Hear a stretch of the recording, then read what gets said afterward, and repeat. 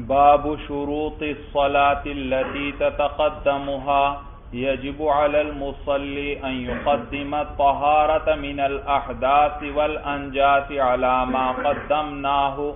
قال الله تعالى وثيابك فطهر، وقال الله تعالى وإن كنتم جنبا فطهروا، ويستر عورته لقوله تعالى خذوا زينتكم عند كل مسجد.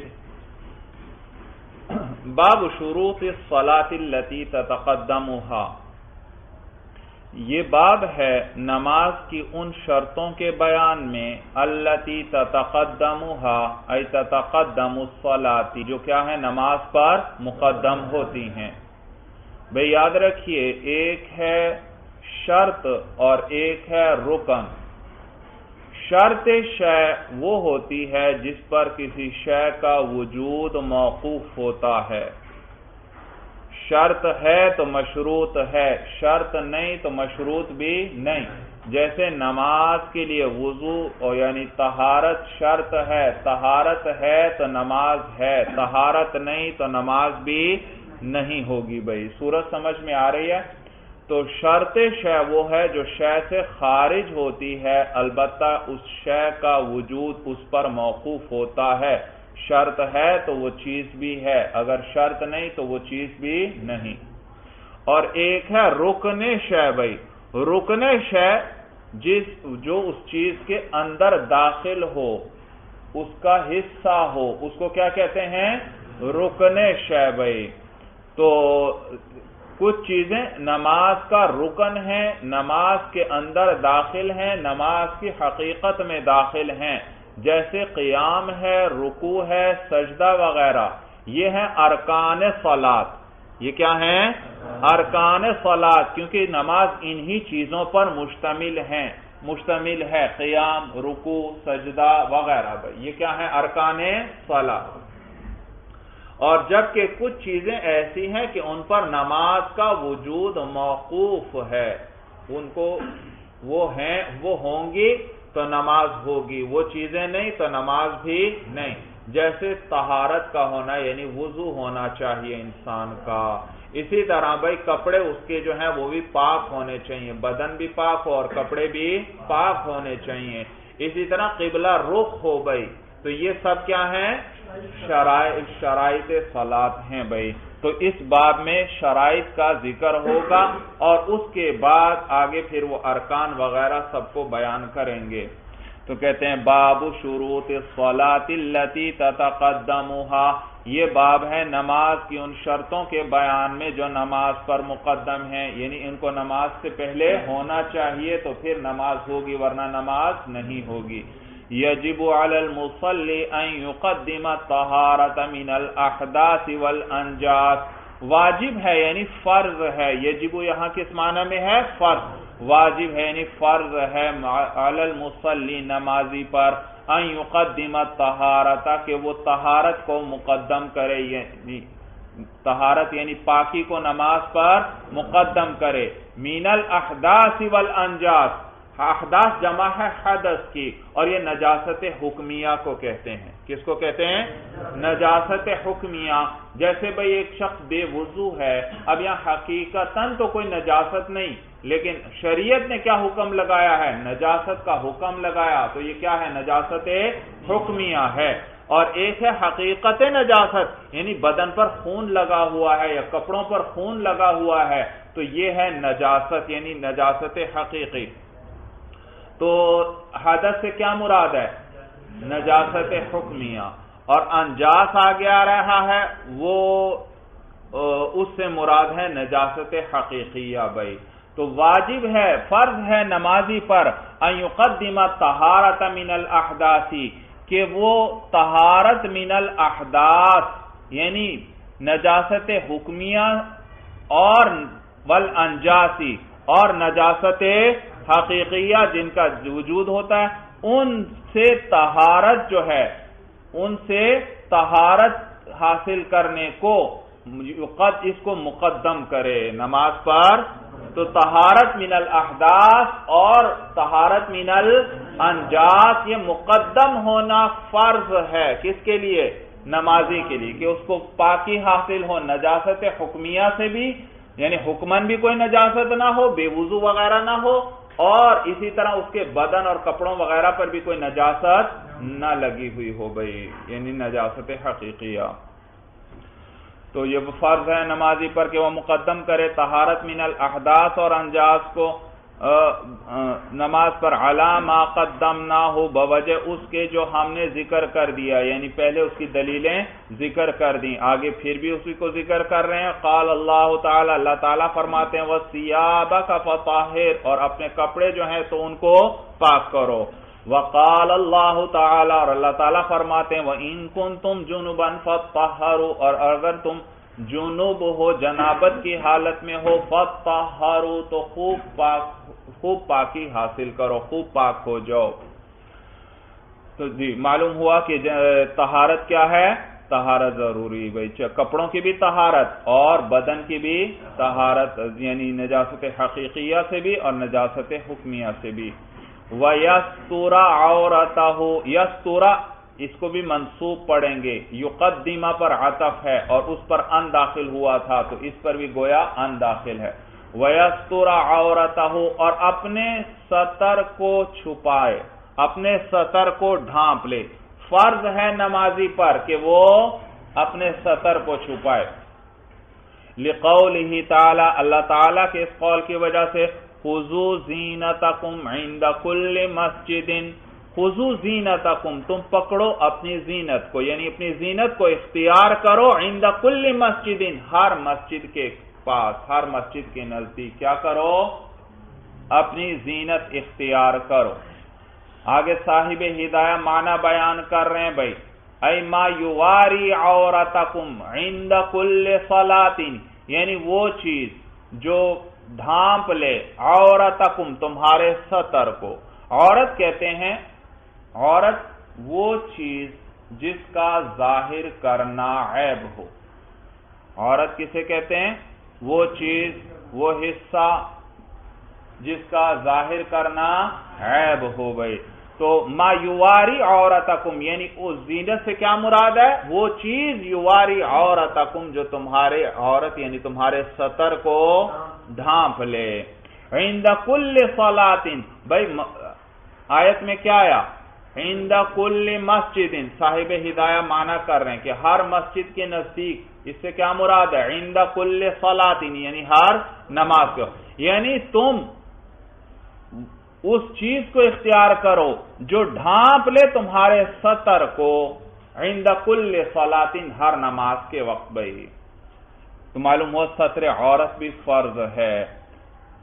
وقال علیہ السلام، اور دوسری دلیل بھائی حدیث میں آتا ہے، حضور علیہ السلام فرماتے ہیں لا صلاۃ لحائض الا بخمار، کہ نماز نہیں ہوتی حائضہ کی الا بخمار، مگر اوڑھنی کے ساتھ، یعنی دوپٹے کے ساتھ۔ حائضہ کی نماز نہیں ہوتی مگر کس کے ساتھ؟ دوپٹے کے ساتھ۔ یاد رکھیے حائض سے مراد بالغہ ہے، یعنی وہ عورت جس کو حیض آتا ہو، تو کیا مراد ہے؟ بالغہ۔ ہاں، تو حائض سے جس کو حقیقتاً حیض آ رہا ہے وہ مراد نہیں، کیونکہ اس پر تو نماز ہے ہی نہیں، اس کی تو نماز ہوتی ہی نہیں۔ سورج سمجھ میں آگے؟ تو حائض سے کیا مراد ہے؟ بالغہ، یعنی جس کو حیض آتا ہے، بالغ ہو چکی ہے۔ تو حضور علیہ السلام فرماتے ہیں لا صلاۃ لحائض الا بخمار، کہ بالغہ عورت جو ہے اس کی نماز نہیں ہوتی الا بخمار، مگر اوڑھنی کے ساتھ، یعنی دوپٹے کے ساتھ۔ خود معنی بیان کر رہے ہیں صاحب ہدایہ اے لبالغۃ، کہ حائض سے کیا مراد ہے؟ بالغہ مراد ہے۔ وعورۃ الرجل ما تحت السرۃ الی الرکبۃ، اب عورت کا ذکر آیا کہ عورت کا ڈھانپنا نماز میں فرض ہے، اور یعنی ستر کا ڈھانپنا نماز میں فرض ہے۔ وہ ستر کیا ہے؟ کسے کہتے ہیں ستر؟ مرد کا ستر کیا؟ عورت کا ستر کیا؟ سورج سمجھ میں آگے؟ تو کہتے ہیں عورت الرجل ما تحت السرۃ الی الرکبۃ، مرد کا جو ستر ہے وہ ما تحت السرۃ، وہ جو ناف کے نیچے سے ہے، الی الرکبۃ، گھٹنے تک بھائی۔ ناف کے نیچے سے لے کر گھٹنوں تک یہ ہے مرد کا سطر. اور آگے آپ کو بتلائیں گے بھائی کہ ناف جو ہے وہ سطر میں داخل نہیں اور گھٹنے سطر میں داخل ہیں. تو ناف کے نیچے سے لے کر گھٹنوں تک، تو یہاں گھٹنے بھی کیا ہیں؟ سطر میں داخل ہیں، ان کا ڈھانپنا بھی ضروری. دلیل ذکر کر رہے ہیں کہ اس کی کیا دلیل ہے کہ مرد کی یہ عورت ہے، یہ سطر ہے. کہتے ہیں لقولہ علیہ السلام، بوجہ حضور علیہ السلام کے اس قول کے، عورت الرجل ما بین سرتہ الی رکبتہ، کہ مرد کا سطر جو ہے وہ اس کے ما بین سرتہ الی رکبتہ، اس کی ناف سے لے کر گھٹنوں تک کے بیچ میں ہے. بھائی ناف سے لے کر گھٹنوں تک کے مابین ہے. وَيُرْوَى، اور یہ بھی روایت کیا گیا ہے، یہ حدیث بھی، مَا دُونَ سُرَّتِهِ حَتَّى تَجَاوَزَ رُكْبَتَهُ، کہ مرد کی عورت یعنی سطر جو ہے مَا دُونَ سُرَّتِهِ، اس کے ناف کے نیچے سے، حَتَّى تَجَاوَزَ رُكْبَتَهُ، یہاں تک کہ وہ تجاوز کر جائے. کس سے؟ اپنے گھٹنے سے. یعنی مرد کا سطر جو ہے وہ اس کی ناف کے نیچے سے لے کر یہاں تک کہ وہ تجاوز کر جائے گھٹنے سے. معلوم ہو گھٹنا بھی کس میں داخل؟ سطر میں داخل ہے.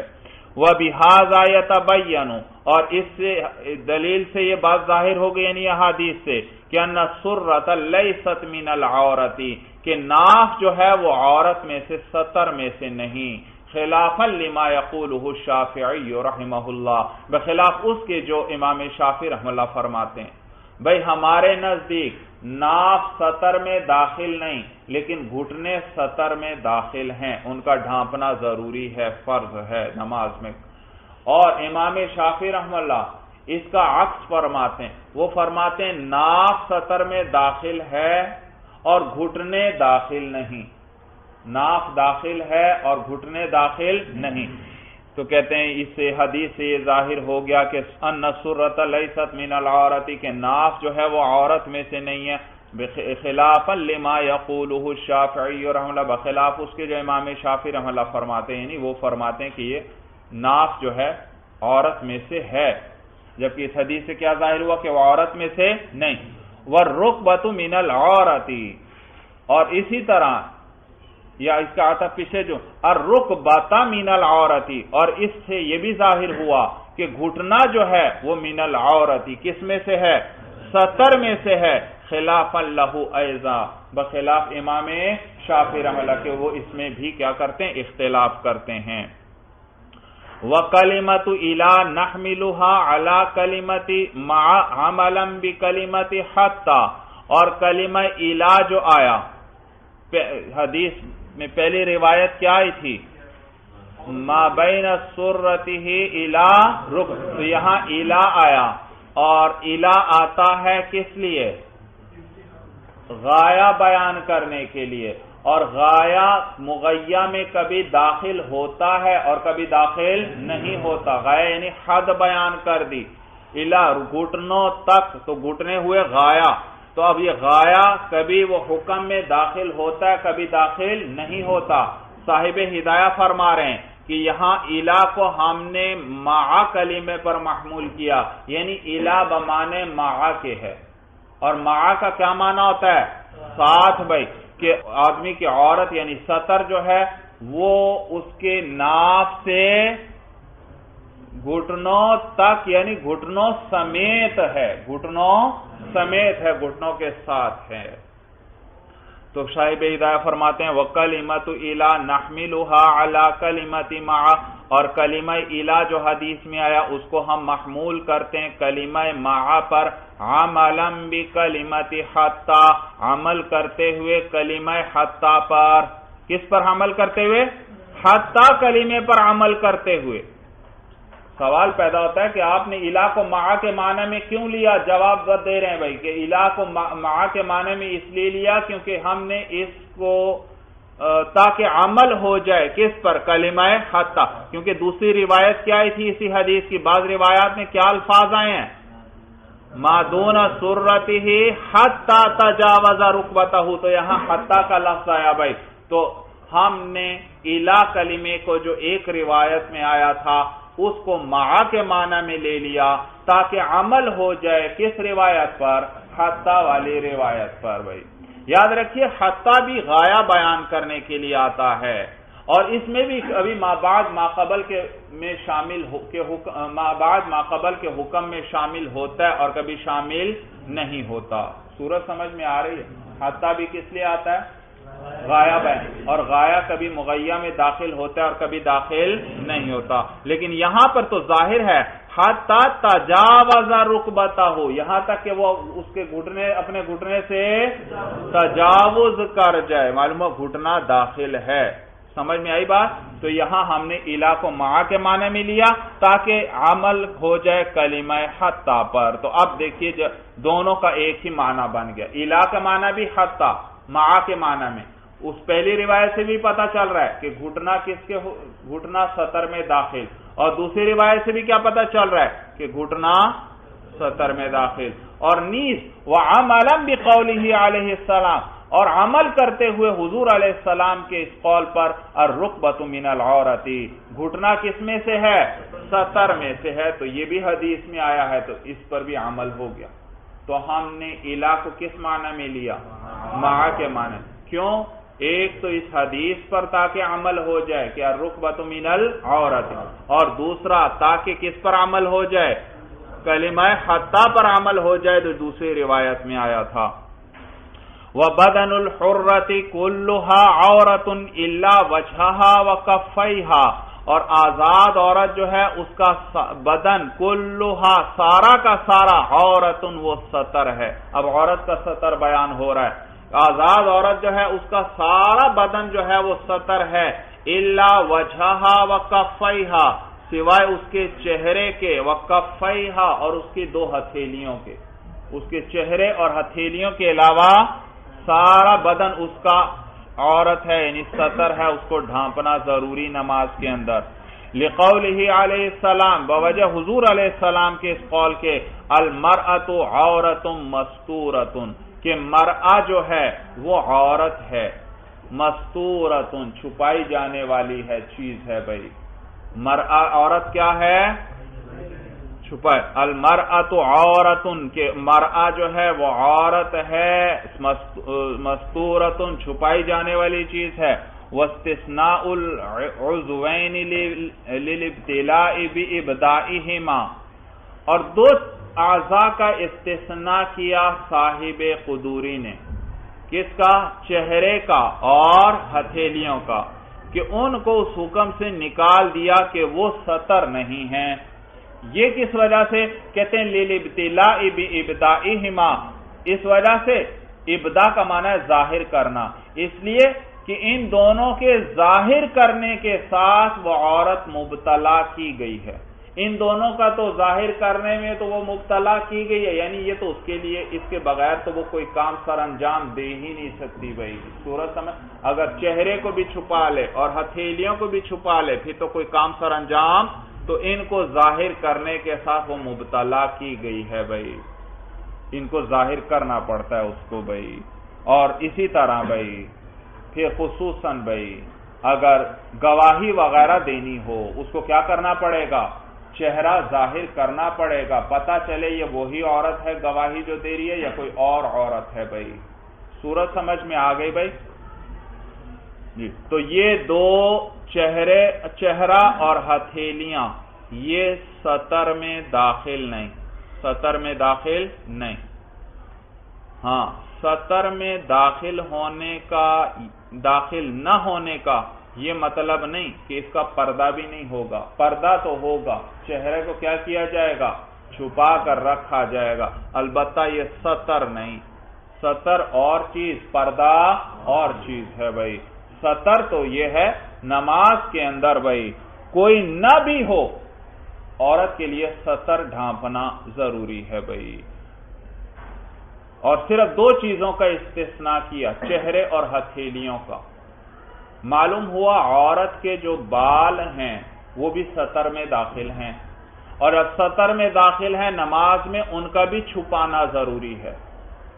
ان کا بھی چھپانا. لہذا اگر کوئی عورت باریک دوپٹہ اوڑھ کر اس کے ساتھ نماز پڑھتی ہے، اس میں سے تو اس کے بال دکھائی دیں گے، لہذا اس کی نماز نہیں ہوگی.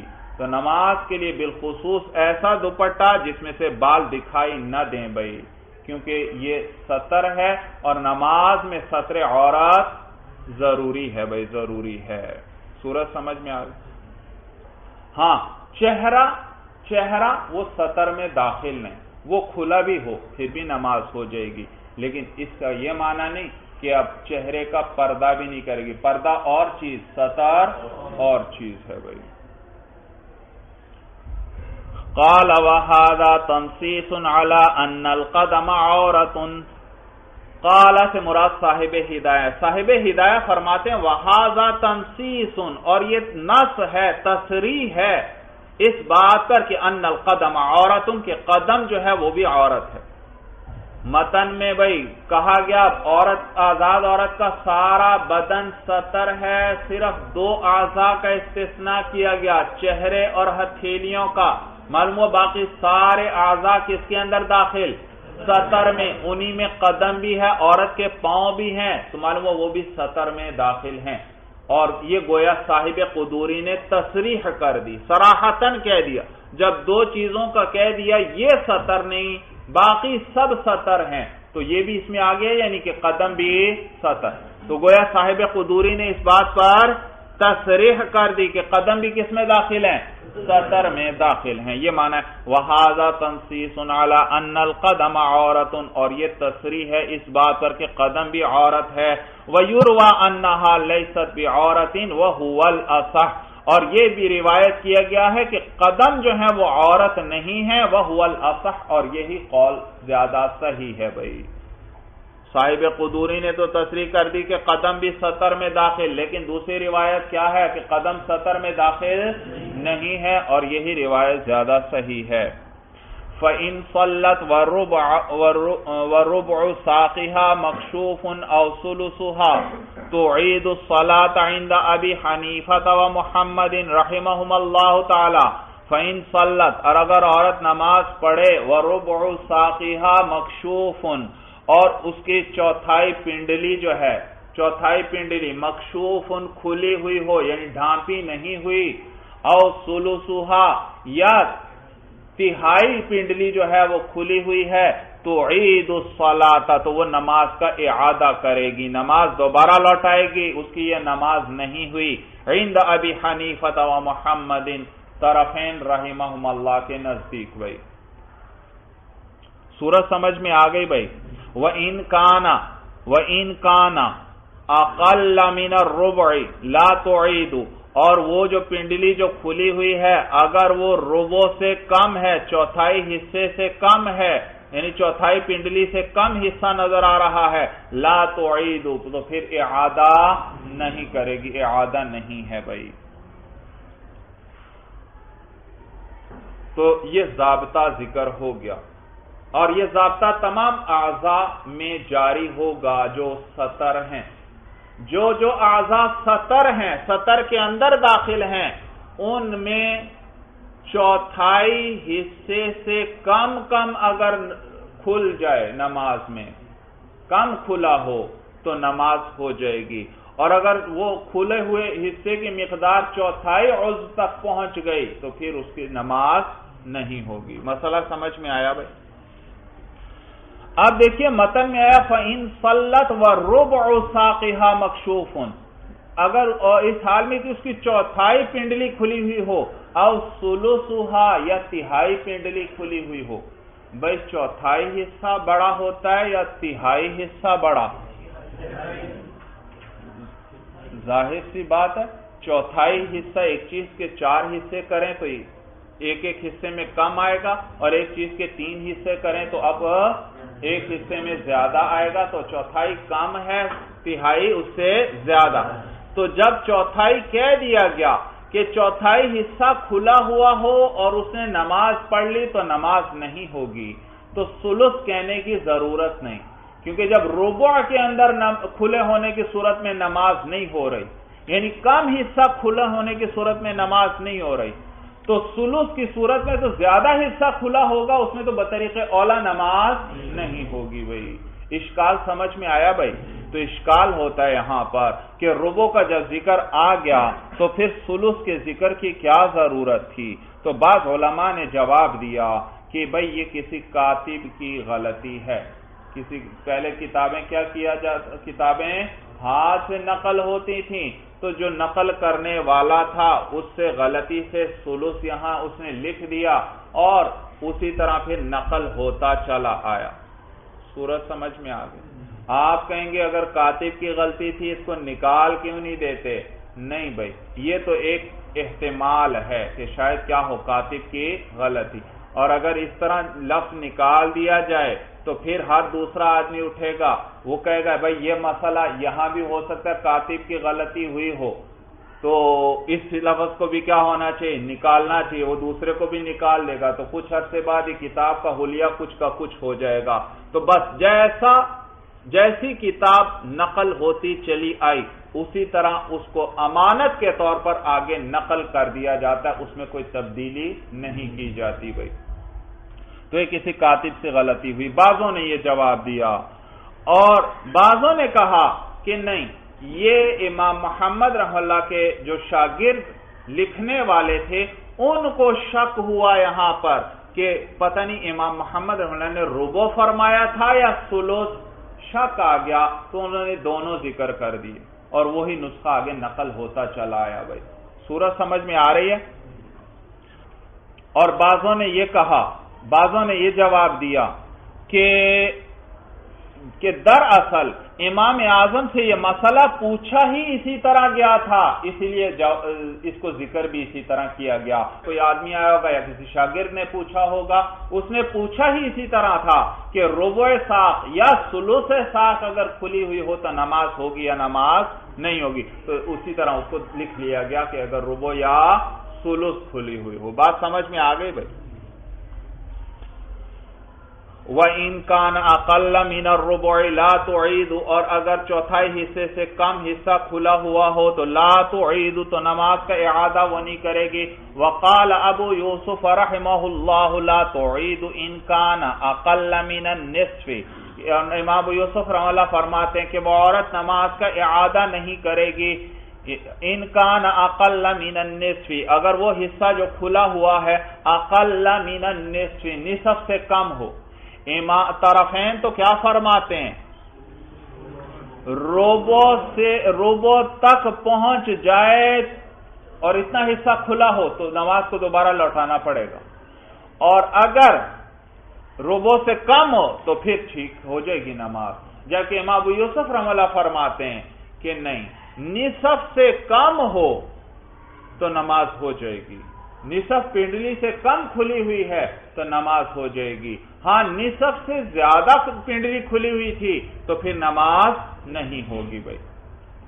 مطلب سمجھ آئے امام ابو یوسف رحمہ؟ تو کہتے ہیں، وہ فرماتے ہیں لا تعید، عورت نماز کا اعادہ نہیں کرے گی ان کان اقل من النصف، اگر وہ جو حصہ کھلا ہوا ہے وہ نصف سے کم ہو۔ لأن الشيء انما يوصف بالكثرة اذا كان ما يقابله اقل منه اذ هما من اسماء المقابلة۔ امام ابو یوسف رحمہ اللہ فرماتے ہیں کہ ایک ہے اکثر شے، ایک ہے اقل شے۔ اکثر حصہ، اکثر کسے کہتے ہیں کہ جب دوسرا حصہ اس کے مقابلے میں کم ہو، تو جب ایک چیز نصف سے زیادہ ہو جائے اس کو کہتے ہیں اکثر شے، اور دوسری جانب اس کے مقابلے میں کیا ہوگا، اقل شے، وہ اقل تھوڑا حصہ ہے۔ نصف سے زائد ہو اس کو کیا کہتے ہیں، اکثر شے، اور نصف سے کم ہو تو وہ اقل شے ہے۔ تو یہاں پر بھی جب تک وہ حصہ جو کھلا ہوا ہے وہ اقل ہے، تھوڑا ہے، تو اس وقت تک نماز کا اعادہ اس عورت پر نہیں۔ لیکن جب وہ نصف سے زیادہ حصہ کھلا ہوا تو یہ ہو گئی اکثر شے، یعنی اکثر پنڈلی کا ہو گیا. اور للاکثر حکم الکل، اکثر کے لیے کیا حکم ہوتا ہے؟ کل والا ہی حکم ہوتا ہے. گویا ساری پنڈلی ہی کھلی ہوئی ہے، لہذا اس صورت میں کیا حکم دیا جائے گا؟ نماز نہیں ہوئی، نماز کو لوٹانا پڑے گا. بھائی صورت دلیل سمجھ میں آئی؟ بھائی وہ فرماتے ہیں لِأَنَّ الشَّيْءَ إِنَّمَا يُوصَفُ بِالْكَثْرَةِ إِذَا كَانَ مَا يُقَابِلُهُ أَقَلَّ مِنْهُ، کہ ایک چیز کو موصوف کیا جاتا ہے کثرت کے ساتھ، یعنی کہ وہ کثیر ہے. کب؟ اذا کان ما یقابلہ اقل منہ، جبکہ وہ حصہ جو اس کے مقابل ہو وہ اس سے کم ہو، اقل ہو. اذ ہما من اسماء المقابلتی، اس لیے کیونکہ یہ دونوں جو ہیں اسماء مقابلہ میں سے ہیں، یہ دونوں ایک دوسرے کے مقابل ہیں. اکثر شے اور اکثر اور اقل، ایک چیز اکثر ہے تو جو معلوم ہو اس کے مقابلے والی اقل، اور ایک چیز اگر اقل ہے تو معلوم ہو اس کے مقابلے والی چیز اکثر ہے. تو یہاں بھی اکثر حکم الکل والا ضابطہ کب لگے گا؟ جب نصف سے زائد پنڈلی کھلی ہو. وفی النصف عنہ روایتان، اچھا یہ تو وہ صورت ذکر ہوئی. امام ابو یوسف رحمہ اللہ نے کیا فرمایا؟ نصف سے کم حصہ کھلا ہوا ہو تو نماز لوٹانے کی ضرورت نہیں، نصف سے زائد ہو تو نماز لوٹانا پڑے گی. اچھا اگر پورا نصف حصہ کھلا ہوا ہے، پوری نصف پنڈلی، پھر کیا حکم ہے؟ تو اس کے بارے میں کہتے ہیں ان سے دو روایتیں ہیں کہ نصف کی صورت میں ایک روایت یہ کہ نماز کا اعادہ کرے گی، وہ اسے کرنا پڑے گا. دوسری روایت یہ ہے کہ اسے نماز کا اعادہ نہیں کرنا پڑے گا، نماز ہو گئی اس کی. بھائی تو کتنی روایتیں آئیں؟ دو روایت. یہی بات ذکر کر رہے ہیں وفی النصف عنہ روایتان، اور نصف کے بارے میں ان سے دو روایتیں ہیں. اب اس کی دلیل کیا؟ ایک روایت کیا آئی؟ اگر نصف حصہ کھلا ہو تو نماز ہو گئی، اس کی کیا دلیل؟ دوسری روایت ہے اگر نصف حصہ کھلا ہو تو نماز نہیں ہوئی، اس کی کیا دلیل ہو؟ وہ اب ذکر کرنے لگے ہیں صاحب ہدایہ فرماتے ہیں معلوم ہوا انہوں نے وہ جو روایت ہے، کون سی ایک روایت کو یہ بتلا دیں کون سی؟ اگر نصف حصہ کھلا ہو تو نماز ہو گئی، یہ روایت پر پہلے یہ لے لیتے ہیں. نصف حصہ اور کھلا ہے تو وہ کیا فرماتے ہیں؟ نماز کا اعادہ اس عورت پر نہیں. گویا انہوں نے اس بات کا اعتبار کیا کہ جب نصف حصہ کھلا ہوا ہے، وہ حصہ جو کھلا ہوا ہے وہ نصف تک پہنچ گیا ہے لیکن اکثر بنا ہے نہیں، نصف سے بڑھے گا تو اکثر بنے گا، اور للاکثر حکم الکل ہوتا ہے. تو جب یہ نصف تک ہے تو اکثر میں داخل نہیں، اس کو اکثر نہیں کہیں گے. جب اکثر میں یہ داخل نہیں تو لہذا اس پر وہ اعادہ بھی نہیں، کیونکہ یہ اکثر میں داخل نہیں. اکثر میں داخل ہوتا تو پھر ہم کہتے ہیں للاکثر حکم الکل، اکثر کے لیے کل کا حکم ہے. گویا ساری پنڈلی کھلی ہوئی ہے، اور جب ساری پنڈلی کھلی ہے تو پھر کیا کرنا پڑے گا؟ نماز کو لوٹانا پڑے گا. لیکن یہاں پر تو یہ اکثر میں داخل ہی نہیں، لہذا اکثر والا حکم بھی نہیں لگے گا، تو اس پر نماز کا اعادہ بھی نہیں. دوسری روایت جو انہوں نے ذکر کی کیا؟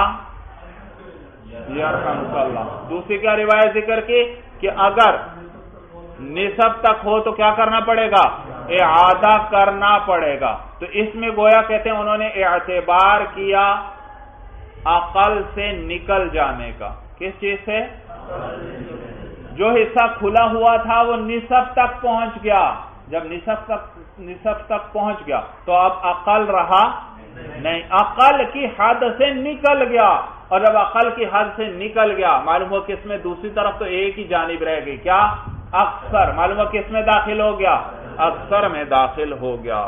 سورج سمجھ؟ تو لہذا جب اکثر میں داخل ہو گیا تو للاکثر حکم الکل، تو گویا پوری پنڈلی ہی کھلی ہوئی ہے، اور جب پوری پنڈلی کھلی ہوئی ہے تو پھر تو نماز نہیں ہوگی، حالانکہ پنڈلی تو سطر میں داخل تھی، اس کا تو ڈھانپنا ضروری تھا. دلیل سمجھ میں آ گئی؟ تو صاحب ہدایت دونوں کی دلیلیں اکٹھی ذکر کریں گے.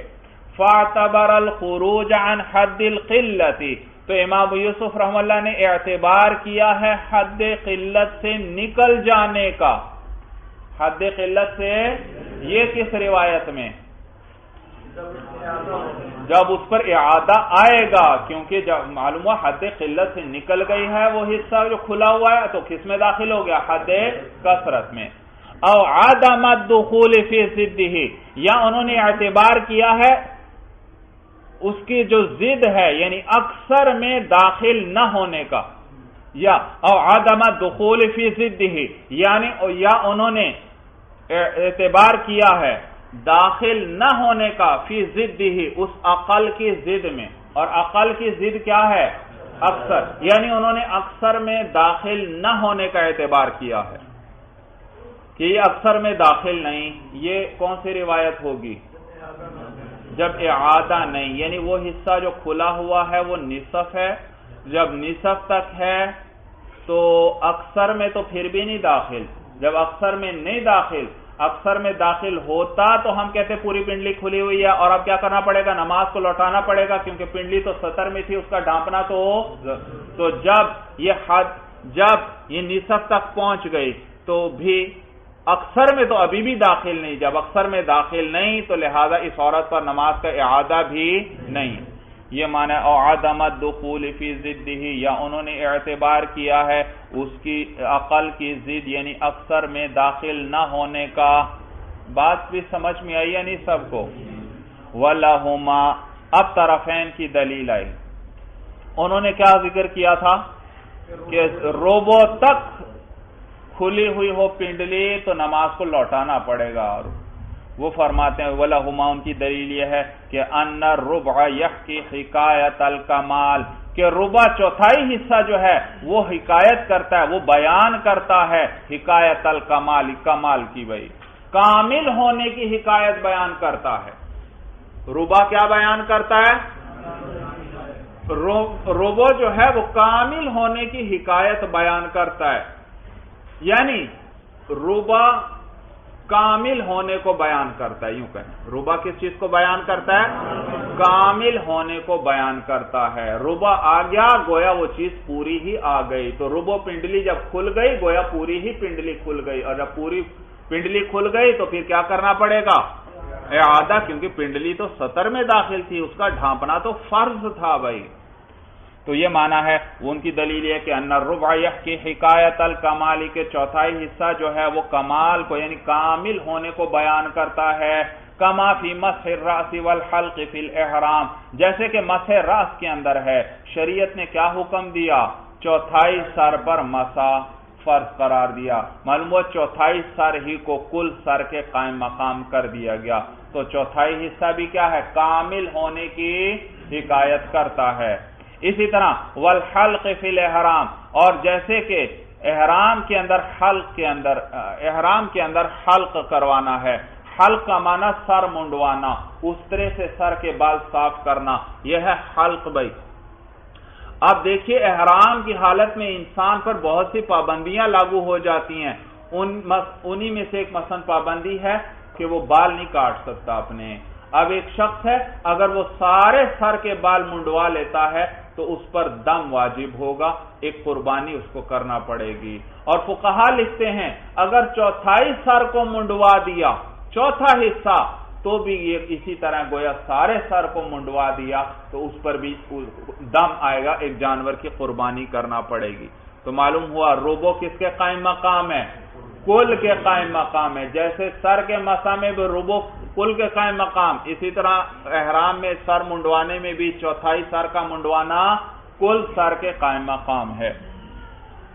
وَمَنْ رَآ وَجْهَ غَيْرِهِ يُخْبِرُ عَنْ رُؤْيَتِهِ، اسی طرح جب کوئی شخص دیکھ لیتا ہے دوسرے کے چہرے کو، يُخْبِرُ عَنْ رُؤْيَتِهِ، تو وہ اس کے دیکھنے کی خبر دیتا ہے.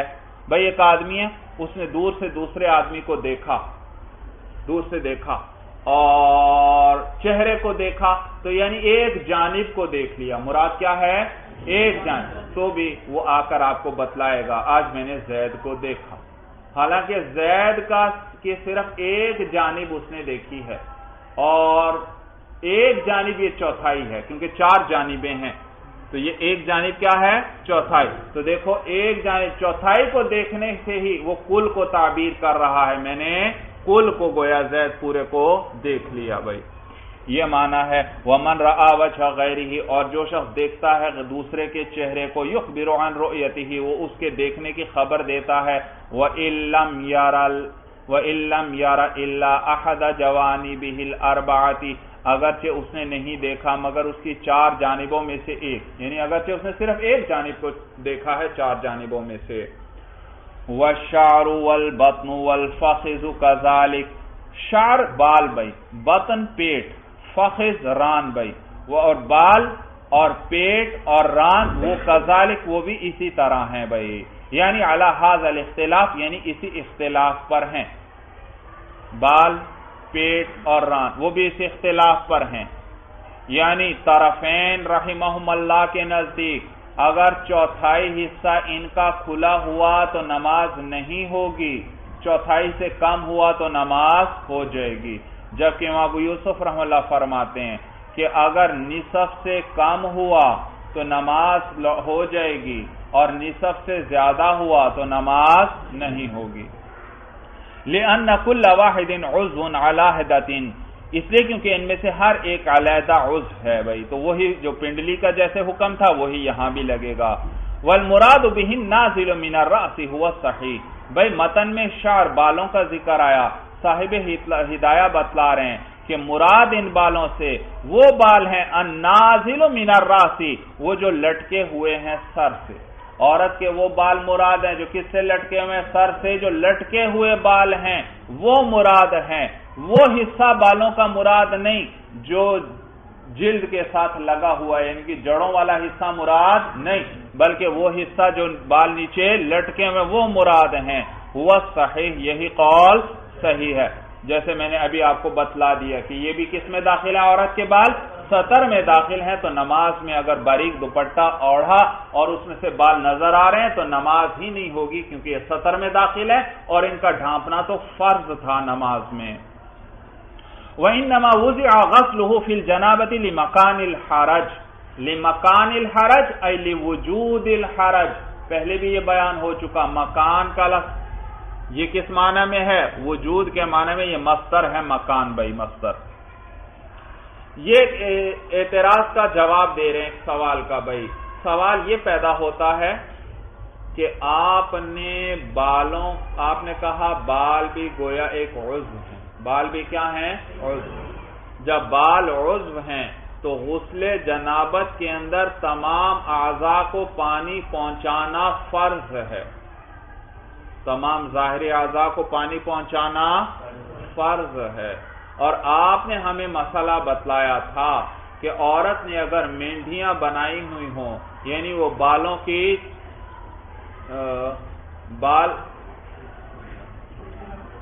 چٹیا وغیرہ لیکن وہ میں نے اس وقت تفصیل بیان کی تھی کہ عام چٹیا وغیرہ مراد نہیں، وہ تو ایک آدھ ہے، اس کے کھولنے میں کوئی حرج نہیں.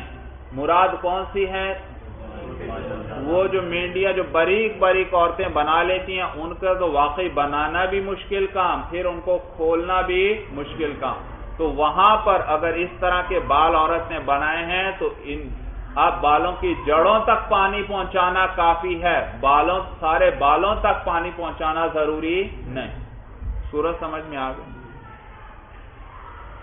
تو وہاں پر تو آپ نے ہمیں بتلایا تھا کہ ان بالوں تک پانی نہ پہنچے، جو اس نے مینڈیاں بنائی ہوئی ہیں پھر بھی غسل ہو جائے گا، صرف بالوں کی جڑوں تک پانی پہنچا دے.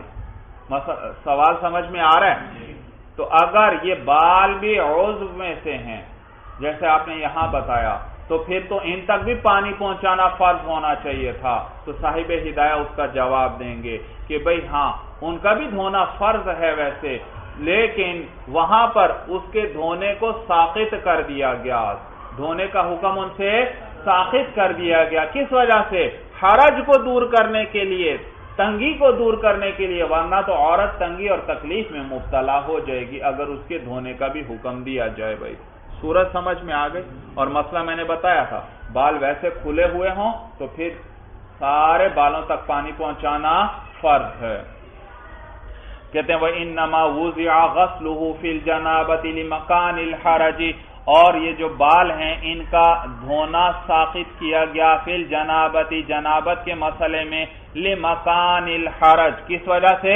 حرج کے پائے جانے کی وجہ، لوجود الحرج، حرج کے پائے جانے کی وجہ سے۔ والعورۃ الغلیظۃ علی ھذا الاختلاف، اور عورت غلیظہ بھی اسی اختلاف پر ہے۔ بھئی ایک تو عام سطر ہے، وہ ہے عورت سطر، بھئی عورت کے بال کس میں داخل؟ سطر میں داخل۔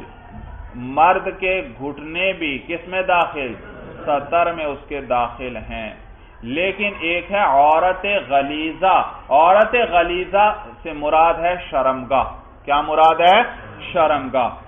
اب آگے بتلا رہے ہیں والعورۃ الغلیظۃ علی ھذا الاختلاف، اور عورت غلیظہ یعنی شرمگاہ بھی اسی اختلاف پر ہے، یعنی اس میں بھی یہی اختلاف ہے۔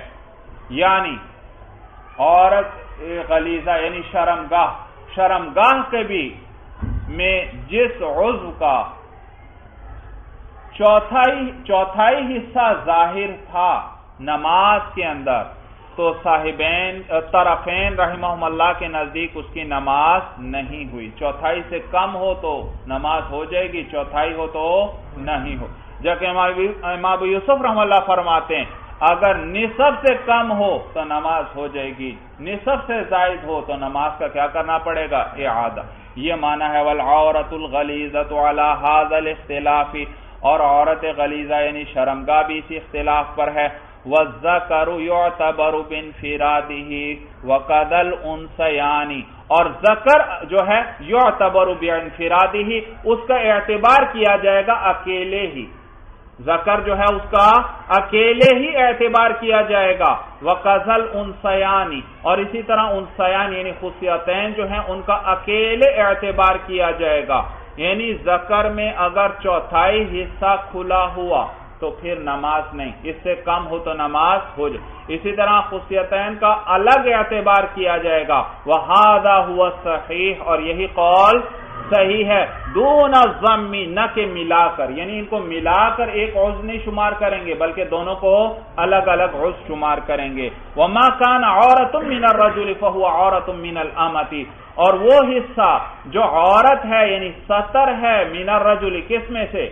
مرد میں سے، فَهُوَ عَوْرَةٌ مِّنَ الْأَمَةِ، تو وہی سطر ہے باندی میں سے بھی، کس میں سے؟ باندی میں سے بھی وہی سطر ہے۔ نیز وَبَطْنُهَا وَظَهْرُهَا عَوْرَةٌ، باندی کا پیٹ اور اس کی پشت جو ہے کمر، عورت، وہ بھی کیا ہے؟ عورت۔ تو یاد رکھیے باندی کا حکم عام عورت کی طرح نہیں، اس لیے کیونکہ باندی کس لیے رکھی جاتی ہے؟ خدمت کے لیے رکھی جاتی ہے۔ اگر عام عورت کی طرح اس پر کے لیے بھی پردے کے وہی احکام آ جائیں کہ اس کو پردہ وغیرہ کرنا پڑے گا تو اس کے تو رکھنے کا مقصد ہی فوت ہو گیا۔ مقصد کیا تھا؟ بھئی غلام ہے وہ تو گھر کے اندر کے کام کاج نہیں کر سکتا کیونکہ خواتین تو پردہ کریں گی، تو ہاں باندی ہے وہ گھر کے اندر بھی آ جا سکتی ہے اور باہر کے کام بھی کے لیے بھی اس کو بھیجتے ہیں، تو لہذا اس کا حکم عام عورت سے مختلف ہے۔ تو اب باندی اس کا کون سے بدن کا حصہ سطر ہے؟ بتلایا، ایک تو وہ حصہ جو مرد کے لیے یعنی ناف کے نیچے سے لے کر گھٹنوں تک یہ بھی، اور نیز اس باندی کا پیٹ بھی، اسی میں پیٹ بھی آیا، چھاتی بھی آ گئی، اور نیز اس کی کمر بھی ساری، یہ سارا کس میں داخل ہے؟ سطر میں داخل ہے، سطر میں۔ سورج معلوم ہو اس کے بازو سطر میں داخل نہیں، گھٹنوں سے نیچے جو پنڈلیاں ہیں وہ سطر میں داخل نہیں ہے، بھائی سطر میں داخل نہیں۔ تو کہتے ہیں وہ بطنها وظهرها عورت، اور باندی کا پیٹ اور اس کی کمر جو ہے وہ بھی عورت ہے۔ وما سوا ذلك من بدنها ليس بعورت، اور اس کے علاوہ جو اس کے بدن میں سے ہے وہ عورت نہیں یعنی سطر نہیں ہے۔ دلیل کیا کہتے ہیں؟ لقول عمر رضی اللہ تعالی عنہ الق عنک الخمار یا دفاری اتتشبہین بالحرائر۔ بھئی دیکھیے آپ جانتے ہیں ابتدا میں پردے کا حکم نہیں تھا، پردے کا حکم پردہ نہیں تھا کیونکہ اسلام کے احکامات تدریجاً نازل ہوئے حضور علیہ السلام کی 23 سالہ دور نبوت کے اندر۔ بھئی تو ابتدا میں پردے کا حکم نہیں تھا، اور حضرت عمر رضی اللہ تعالیٰ عنہ بار بار حضور علیہ السلام سے آ کر یہ درخواست کرتے تھے کہ پردے کا حکم دیجئے، پردے کا حکم عورتوں کو. اور پھر جیسے حضرت عمر رضی اللہ تعالیٰ عنہ کی رائے تھی اسی طرح اللہ نے حکم نازل فرما دیا پردے کا. تو پردے کا حکم نازل ہوا تو اللہ تعالیٰ قرآن میں فرماتے ہیں یا ایھا النبی قل لازواجک وبناتک ونساء المؤمنین یدنین علیہن من جلابیبہن، اے پیغمبر آپ کہہ دیجئے اپنی ازواج سے اور اپنی بیٹیوں سے اور مسلمانوں کی عورتوں سے یدنین علیہن من جلابیبہن کہ وہ جھکا لیا کریں اپنے اوپر، اپنی جو بڑی چادر جو ہے اس کو اپنے اوپر جھکا لیا کریں. ذالک ادنی ان یعرفن فلا یؤذین، یہ بات اس کے زیادہ قریب ہے کہ وہ پہچانی جائیں گی، فلا یؤذین تو وہ تکلیف نہیں دی جائیں گی، ان کو تکلیف نہیں دی جائے گی. بعض منافقین وغیرہ یہ عورتوں کو تنگ کرتے تو پھر یہ حکم نازل ہوا کہ اس طرح وہ اپنی چادر جھکا لیا کریں، یعنی اپنے آپ کو چھپا لیا کریں اس میں، اس سے وہ پہچانی جائیں گی کہ یہ آزاد عورت ہے. کیا ہے؟ آزاد عورت ہے، تو وہ پھر اس کو تکلیف نہیں دیں گے. منافقین تنگ کرتے کوئی بات اور پھر کہتے ہو ہم تو سمجھے باندھی ہے، ہم تو کیا سمجھے تھے؟ باندھی. تو پردے کا حکم اللہ نے نازل فرمایا کہ وہ عورتیں اپنے اوپر اپنی چادر کو جھکا لیا کریں، اپنے آپ کو اس میں چھپا لیا کریں، اس سے وہ پہچانی جائیں گی.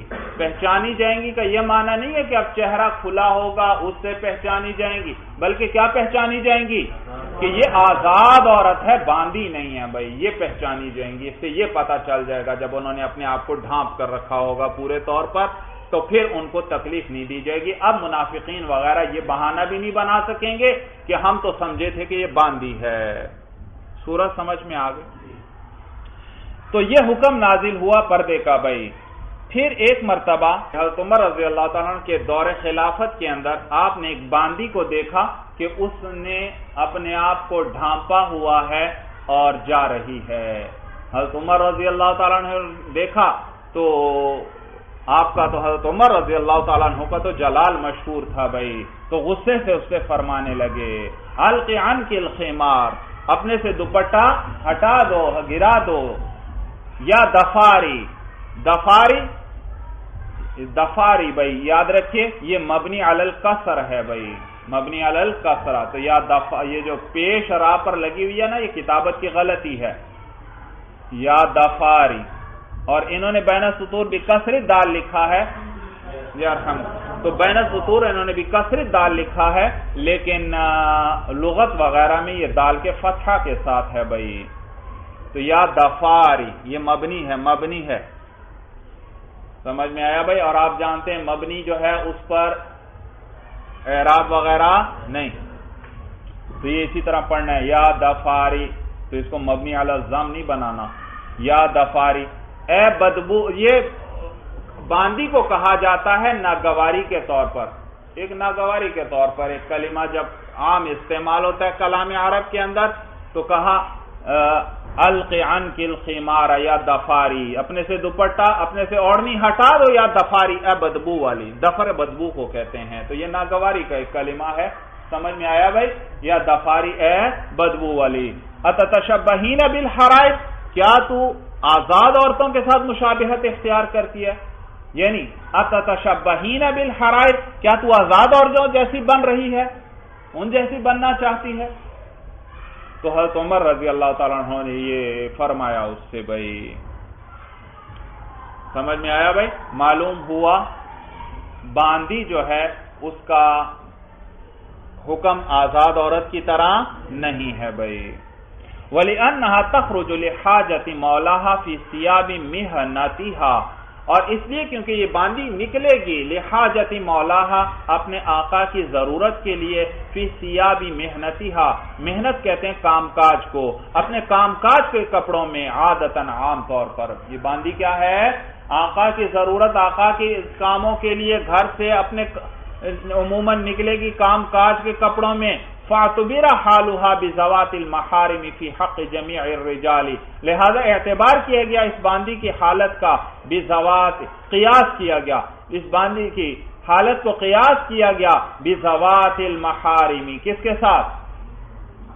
ذوات محارم جو ہیں، جو محرم عورتیں ہیں، ان کی حالت پر قیاس کیا گیا، فی حق جمیع الرجال، تمام مردوں کے حق میں، دفعا للحرج، حرج کو دور کرنے کے لیے۔ بھائی باندی ہے، اس نے گھر کے اندر کے بھی کام کرنے ہیں اور گھر کے باہر بھی اس کو بھیجنا پڑے گا، کبھی ایک کام کے لیے کبھی دوسرے کام کے لیے، تو اب اسے بار بار آنا جانا پڑے گا، اور اس نے کام کاج کے کپڑے پہنے ہوئے ہیں، جیسے گھر کے اندر پہنے ہیں کام کاج کے لیے، انہی کپڑوں میں باہر جانا پڑے گا، کیونکہ بار بار تو کپڑے بدلنا، پھر تو بھیجنا ہی اس کا بند کرنا پڑے گا۔ اگر وہ بار بار کپڑے تبدیل کرے، باہر جانے کے لیے پردے والے کپڑے پہنے، تو پھر اور مقصد ہی ختم ہو جائے گا، پھر خدمت کیسے ہوگی لی جائے گی اس سے بھائی؟ تو لہذا باندی کو قیاس کیا گیا محرم عورتوں پر تمام مردوں کے حق میں، یعنی جیسے محرم عورتوں کا حکم ہے اسی طرح باندی کا بھی حکم ہے تمام مردوں کے حق میں۔ یعنی ستر عورت کے سلسلے میں کیا حکم ہے؟ جیسے محرم، بھائی جیسے گھر کے اندر جو محرم ہوتی ہے، ماں ہے، بہن ہے، بیٹی وغیرہ، تو جو جیسے ان کے لیے ان کا حکم ہے محرم کے ساتھ، تو وہی حکم ہوگا باندی کا تمام مردوں کے حق میں۔ یعنی جیسے یہ محرم کے لیے بدن کا جو حصہ ظاہر کرنا جائز ہے،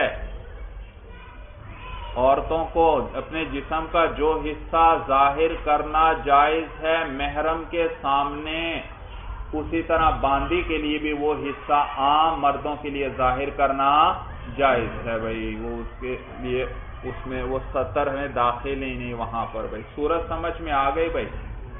تو کہتے ہیں فَاعْتُبِرَ حَالُهَا بِذَوَاتِ الْمَحَارِمِ، تو قیاس کیا گیا اس باندی کی حالت کو محرم عورتوں پر، فی حق جمیع الرجال، تمام مردوں کے حق میں، دفعا للحرج، کس لیے؟ حرج کو دور کرنے کے لیے، ورنہ تو حرج اور تنگی اور مشکل پیش آئے گی بھائی۔ چلیے بس بھائی، ھذا ھو المرام، واللہ اعلم بحقیقت الکلام۔ جی نماز بھی، جو مرد کے لیے سطر ضروری، مرد کے لیے اس کا ڈھانپنا ضروری، جو آزاد عورت کے لیے سطر ہے اس کے لیے نماز میں وہ سطر ڈھانپنا فرض، اور جو باندی کے لیے سطر ہے، وہ جو باندی کے لیے سطر ہے اس کے لیے بدن کا وہ حصہ نماز میں چھپانا فرض ہے۔ سمجھ میں آیا بھائی؟ وہ حصہ چھپانا فرض ہے۔ اور باقی جو محرم عورتیں ہیں ان کے لیے ان کا پتہ چلا کہ ان کے بازو جو ہیں، بازو وہ گھر کے افراد کے لیے سطر نہیں، ان کے بازو گھر محرموں کے لیے سطر نہیں۔ اسی طرح سمجھ میں آیا بھائی؟ لیکن وہ گھر کے محرم مردوں کے لیے سطر نہیں ہے، ورنہ نماز کے لیے تو بتا دیا آزاد عورت کا سارا بدن کیا ہے؟ سطر ہے، اس کو گھر میں بھی یہ سارے کچھ چہرے اور ہتھیلیوں کے علاوہ اور قدموں کے علاوہ باقی سارا بدن اس کا چھپا ہونا چاہیے نماز کے اندر، ورنہ نماز نہیں ہوگی بھائی۔ صورت سمجھ میں آ گئی؟